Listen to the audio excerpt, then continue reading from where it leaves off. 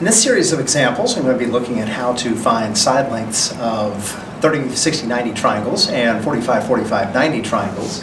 You can see over here I have the basic patterns. A 45, 45, 90 triangle has two congruent angles, which means it has two congruent opposite sides, which I've labeled X. If you go through the Pythagorean theorem, you find out that the side lengths always end up being multiplied by radical 2. So, pretty easy pattern. We multiply by radical 2 to get the longer side, or you divide by radical 2 to get back to the shorter side. Not much to the pattern. For a 30, 60, 90 triangle, a 30, 60, 90 triangle is half of an equilateral triangle, so you can kind of imagine the other half over here. Basically, if a side length is x, that means you can double it to find the hypotenuse length. Meanwhile, that short side gets multiplied by radical 3 to give the length of the long leg. Okay, so again, I could divide to go back from longer sides to shorter sides. So divide by 2 to get back to the short side, or if I had this side over here, I can divide by radical 3 to get back to the short side. So multiply to get longer, divide to get shorter. I've got a bunch of examples here. I'm going to go through these pretty quickly, but hopefully not too complicated. Here's a 30, 60, 90 triangle with a hypotenuse of 12. And again, we can see that this length here is twice the length of this side here. So I can divide by 2 to get the shorter side. Notice that the shorter side is then multiplied by radical 3. And so I end up at the length of 6 radical 3 for that side. Okay? My second triangle turned on its side with the same kind of relationship. Notice it has a radical 3, but it's not the long leg side. It's the hypotenuse side. It's across from the right angle. So it's still double the short side. I can divide by 2 to get the short side. 2 is a whole number, divides into 10, not into the radical 3. So I get 5 radical 3. And then it says you take the short leg and you multiply by radical 3 to get the long leg. So I'm going to take that side length of 5 radical 3. I'm going to multiply by another radical 3. That's going to give me 5 radical 9. The square root of 9, of course, is just 3. And 5 times 3 is equal to 15. So that's my missing side there. For this 30, 60, 90 triangle, you notice that I'm given the side that normally has a radical 3. Well, I want to get back to the short side because that's the side that I always use all my patterns from. Well, notice if you divide by radical 3, it takes you back to the short side. So I'm going to write this side length as 30 over radical 3. Now, here's the problem. 30 over radical 3 is not written in the best form possible. I've got an irrational number in the denominator here. So if I have 30 over radical 3, I can multiply the denominator and the numerator both by radical 3, which is going to give me 30 radical 3 over 3 on the bottom. 3 goes into 30 10 times, and I end up finding out that this side here is 10 radical 3.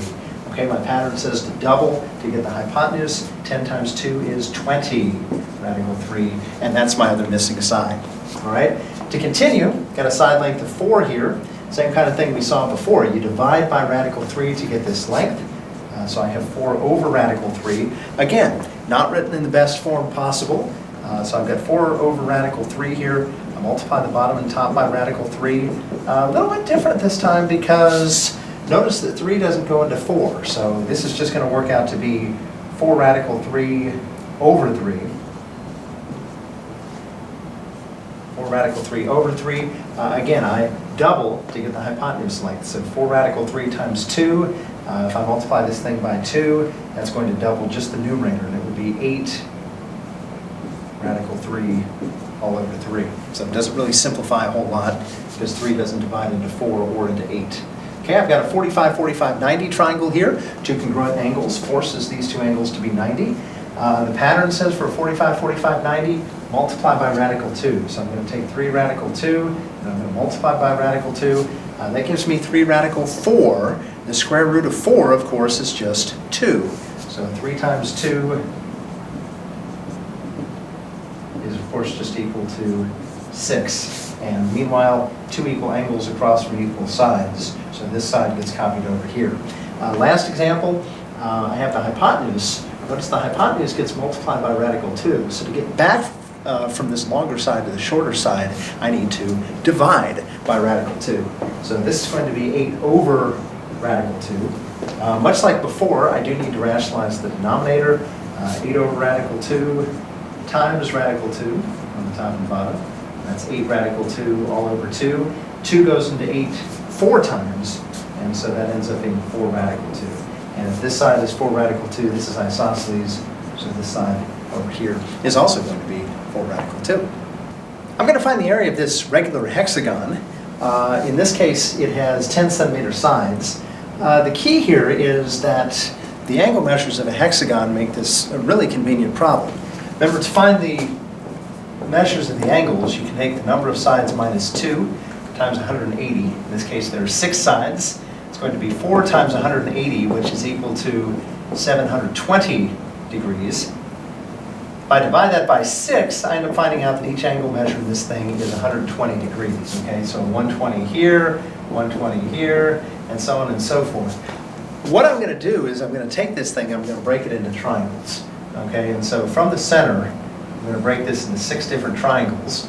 You can think about this being a 360-degree set of angles here in the middle. You can look at the angle measures as well. 360 divided by 6 gives me 60-degree angles all the way around here. Also, the 120-degree angles are being bisected. So this is 60, this is 60, that's 60. Doesn't work for pentagons or octagons or decagons, but for a hexagon, all hexagons break up into, at least if they're regular, break up into equilateral triangles. So notice that I can subdivide this triangle into little 30, 60, 90 triangles.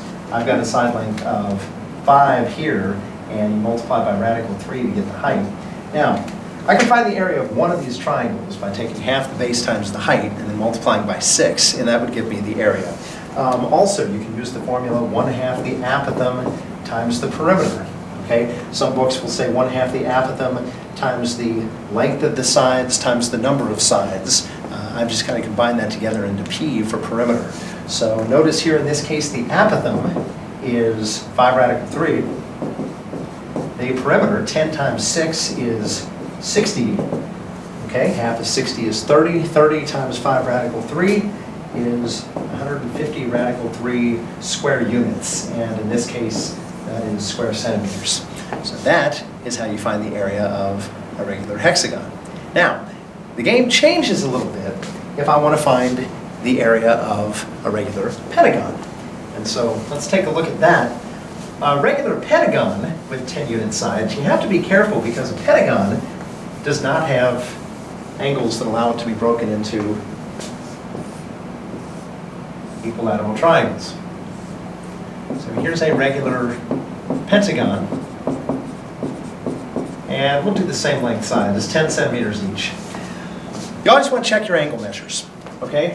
Angle measures, number of sides minus 2 times 180. In this case, that's going to be 5 minus 2 times 180.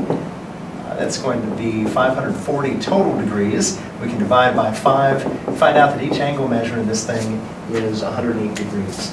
I have a 108 degree angle here, and so on. 108 degree angle down here at the bottom as well. The formula for the area is half the apothem times the perimeter. Perimeter can be very easy to find. 5 times 10, that's just 50.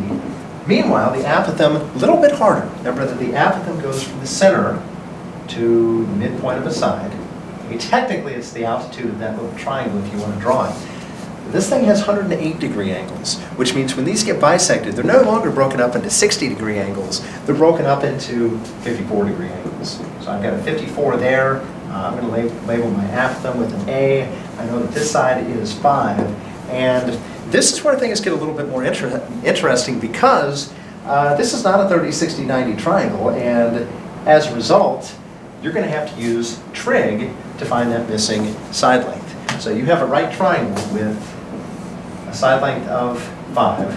You have a 54 degree angle, and you have that apothem length there.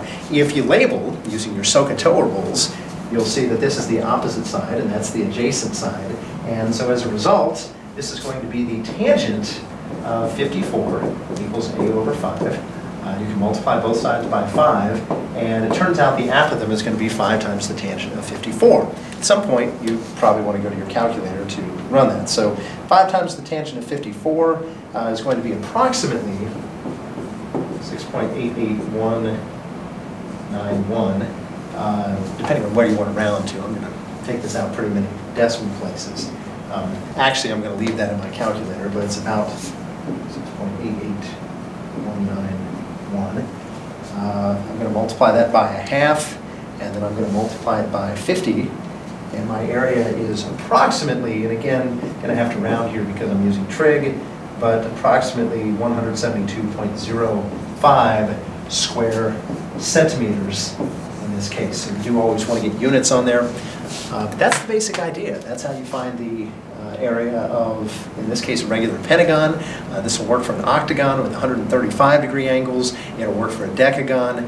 The big thing, though, you got to make sure you get the correct angle measures there. Don't assume that the shape breaks up into equilateral triangles, because unless it's a hexagon, probably not going to be the case. So hopefully that's helpful as far as finding areas of regular polygons. In this example problem, I want to find the length of the diagonal of a 4 by 5 by 6 rectangular prism, basically a rectangular box. What the diagonal would look like, basically it would start in the lower corner, for example, and it would extend up here to that back corner. It's one position that can take. And the way I'm going to do this is by creating a right triangle inside this box. I have a line that cuts across back to there, and then I'm going to use that back side. And you can see there's my right triangle. If I can find this length and that length, I can use the Pythagorean theorem to find this other length.